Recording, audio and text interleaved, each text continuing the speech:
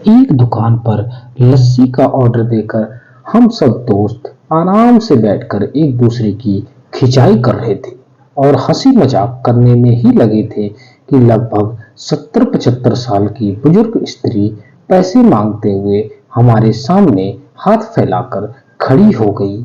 उनकी कमर झुकी थी, चेहरे की झुर्रियों में भूख साफ तैर रही थी, नेत्र भी धसे हुए थे किंतु सजल थे। उनको देखकर मन में न जाने क्या आया कि मैंने जेब में सिक्के निकालने के लिए हाथ डाला। वापस हाथ खींचते हुए उनसे पूछा, अपनी जेब में से जैसे ही हाथ निकाला पूछा, दादी लस्सी पियोगी? मेरी इस बात पर दादी कम अचंभित हुई और मेरे दोस्त अधिक अचंभित हो गए, क्योंकि अगर मैं उनको पैसे दे देता तो बस 5 या 10 रुपए ही देता, लेकिन लस्सी तो 40 रुपए की एक है, एक गिलास। इसलिए लस्सी पिलाने से मेरे गरीब होने की और उस दादी बूढ़ी दादी के द्वारा मुझे ठग कर अमीर हो जाने की संभावना बहुत अधिक बढ़ गई थी।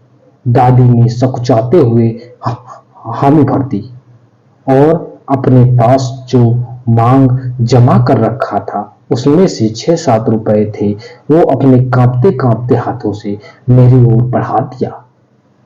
मुझे कुछ समझ नहीं आया तो मैंने उनसे पूछा, ये किस लिए दादी? इनको मिलाकर मेरी लस्सी के पैसे चुका देना बाबूजी। भावुक तो मैं उनको देखकर ही हो गया था। रही बची कसर उनकी इस बात ने पूरी कर दी। एकाएक मेरी आंखें छलछला आई और भरभराए हुए गले से मैंने दुकान वाले से एक लस्सी बढ़ाने को कहा। उन्होंने अपने पैसे वापस मुट्ठी में बंद कर लिए और पास की ही जमीन पर बैठ गई। अब मुझे अपनी लाचारी का अनुभव हुआ, क्योंकि मैं वहां पर मौजूद दुकानदार और अपने दोस्तों और कई अन्य ग्राहकों की वजह से उनको कुर्सी पर बैठाने के लिए नहीं कह सका।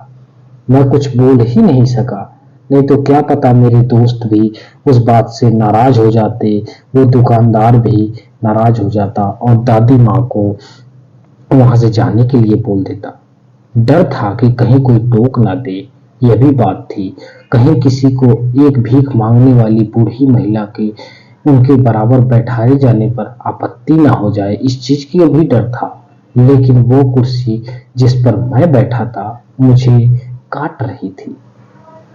लस्सी कुल्हड़ों में भरकर हम सब मित्रों और बूढ़ी दादी के हाथों में आते ही मैं कुल्हड़ पकड़कर दादी के पास जमीन पर बैठ गया, क्योंकि ऐसा करने से मैं स्वतंत्र था। इससे किसी को आपत्ति नहीं हो सकती थी, क्योंकि दादी ऊपर बैठती तो आपत्ति था, मेरे नीचे बैठने से किसी को कोई आपत्ति नहीं होनी चाहिए थी, इसलिए मैं वहां नीचे बैठ गया।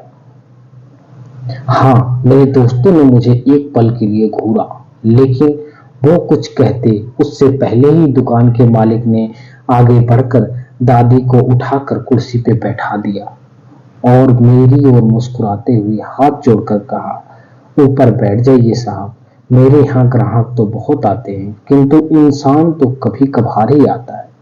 दुकानदार के आग्रह करने पर मैं और बूढ़ी दादी दोनों कुर्सी पर बैठ गए। हालांकि दादी थोड़ी घबराई हुई थी, मगर मेरे मन में एक असीम संतोष था, बहुत ही अच्छा संतोष था कि कम से कम आज मैंने एक अच्छा कार्य किया।